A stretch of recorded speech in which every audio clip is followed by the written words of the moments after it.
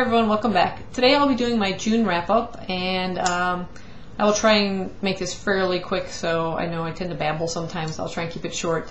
It's been a pretty good month. I got through 17 books. Now, I know that sounds like a ton of books, but in reality, it's not as many as it seems. I read 5 novels, then I had 3 books I listened to on audio, and then the rest, the other 9, were actually graphic novels, so those were really, really quick reads. So I've done reviews on quite a few of these, so I won't go into too much detail on those. I'll just kind of give my overall rating for them.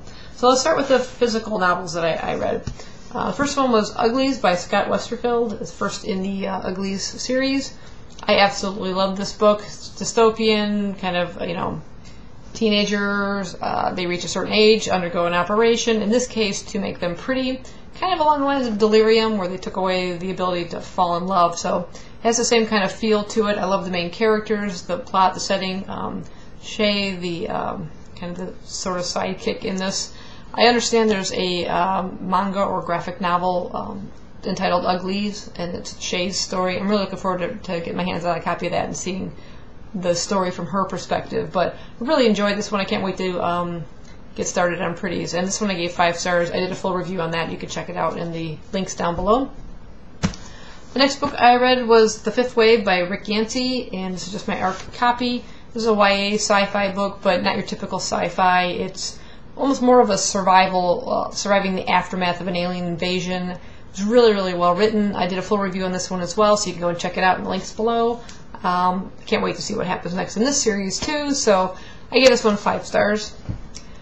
Then my classic read, finally my first classic, I think probably, or second classic of the year, is The Wonderful Wizard of Oz by L. Frank Baum. This is the Barnes & Noble Classic Series edition. I just absolutely love these. They are wonderfully illustrated throughout the books. Various colors, sometimes in red.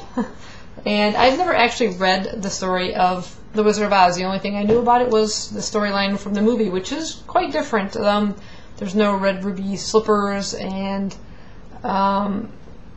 there's the silver shoes, there's the strange glasses they wear when they reach Oz, and that are locked into the back of their head. There's all sorts of interesting creatures, too, that I wasn't aware of from the movie, so it was really neat kind of getting the actual classic read, and I just absolutely adored the series and the story. I gave this one 5 stars.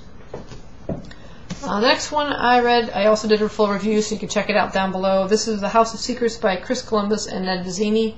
Again, this is just an ARC copy of the book. So kind of described as like middle grade, but I would say older middle grade.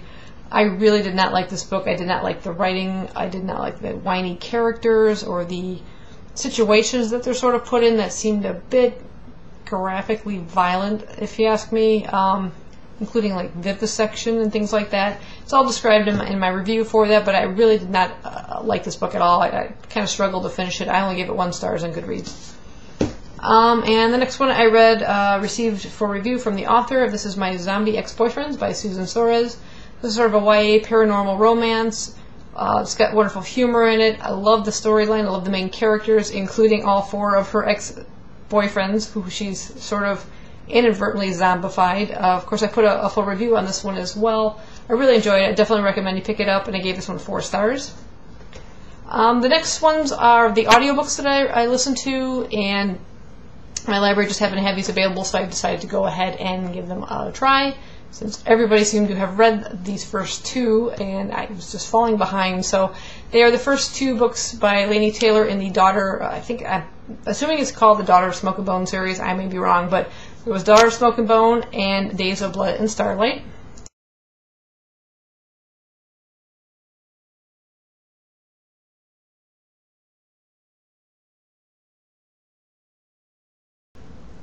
So I posted a review on both of these 2 books. It's sort of a joint review. Absolutely amazing. I love the writing. I love the whole world that the set takes place in. I like the setting of Prague.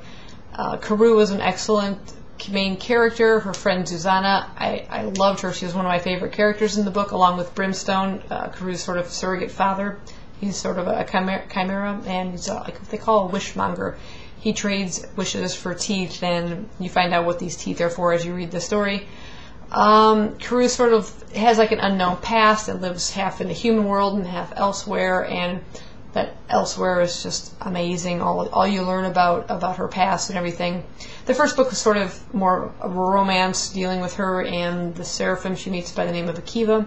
And then the second book is almost like the reawakening of the war between the seraphs and the Chimera, and it really focuses on that, so there's a lot more action. I even actually liked the second book better, but overall I gave both of these books 5 stars. The other audiobook I listened to was Stardust by Neil Gaiman.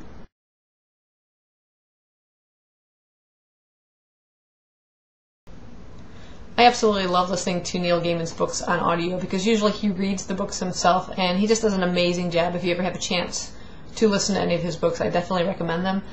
Stardust is about a young boy by the name of Tristan, and he's trying to win the love of a young girl by the name of Victoria.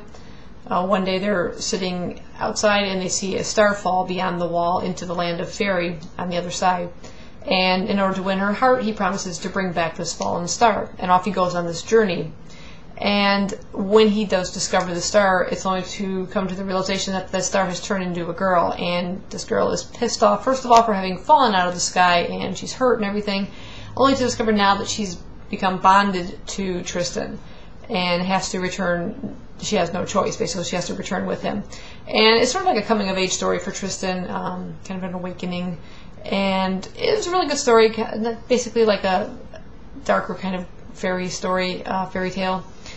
Typical, Neil Gaiman fashion. You have really interesting characters and settings.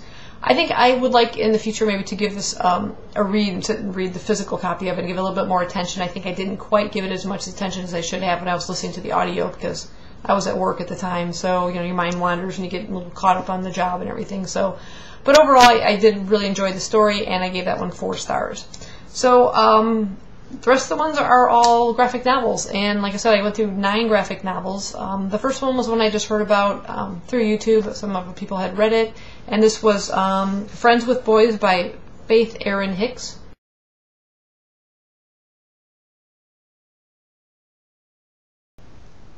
I no longer have the book with me since it was due back at the library, but if you'd like to see my full review, I have a link to it down below. You can hear my overall thoughts of it, and you can see what the illustrations look like and everything in the book. I did enjoy the story and the overall message of it, and the kind of learning experience for the main character within the book, and I gave that one 4 stars. The next bunch of books are part of a series. I have the first 5 out of apparently 8 in the series. I don't know if there's any more since. And this is My Boyfriend is a Monster series. And again, I did kind of a group review of all of these. I really enjoyed this. They're all individually, they're standalone books, but they're based on the same theme of the main character's boyfriend is a monster. And they're different types of monsters, from ghosts to vampire type characters to fairy or fae. And zombies. The first one is subtitled I Love Him to Pieces. This one was really good. It started off to the series. Again, if you want to see all the detail of the illustrations and things, really good illustrations. They're written by different people. They're illustrated by different people. But a really, really great series, really quick read. So if you're looking for something just to kind of, as a filler in between some really long book and you just need a break from, pick up one of these. They're great. I gave the first one 4 stars.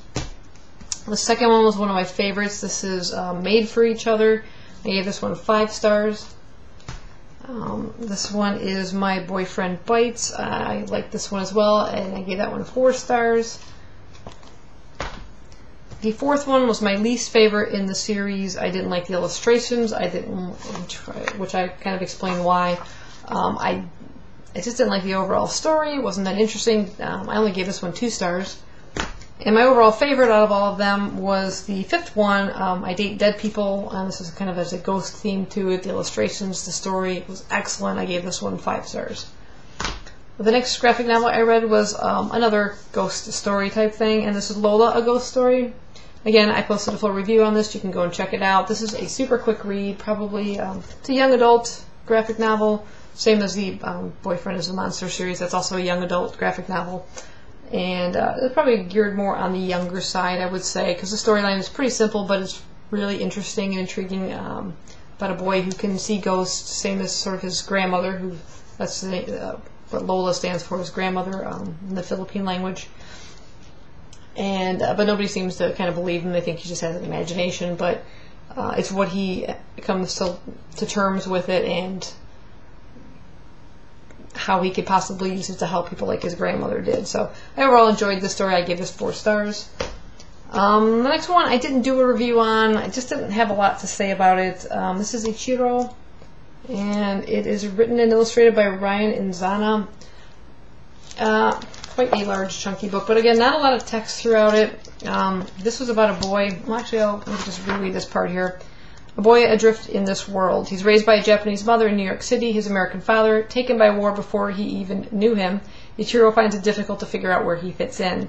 A trip to Japan leaves him with his grandfather, a stranger to him in a country he does not know. And then one night, he gets dragged down a hole by a monster. When he wakes up, he isn't in Japan anymore. In fact, he isn't in the mortal world. Ichi is he has entered the domain of the gods. And I think it kind of got bogged down a little bit in the Japanese mythology of it. I kind of started to lose him as the main character, and what the overall possibly theme was. I guess it's sort of like he, at first, even though he's lost his father in war, he sort of almost glorifies it. He dreams of maybe one day becoming a soldier. His grandfather takes him around the city and everything, even to Hiroshima, where he sees some of the after effects of war and kind of starts to rethink what that's, what war really means and how there's really no winners in war. But I don't know, overall I kind of just got lost in some of all this with the Japanese mythology and everything. I lost the main story. It kind of got to be a little bit too much for me, and overall I just gave it 2 stars. And the final graphic novel I read was Oz, the Wonderful Wizard of Oz, and this is, of course, L. Frank Baum's book, but it's adapted for a graphic novel by Eric Schanauer and Scotty Young.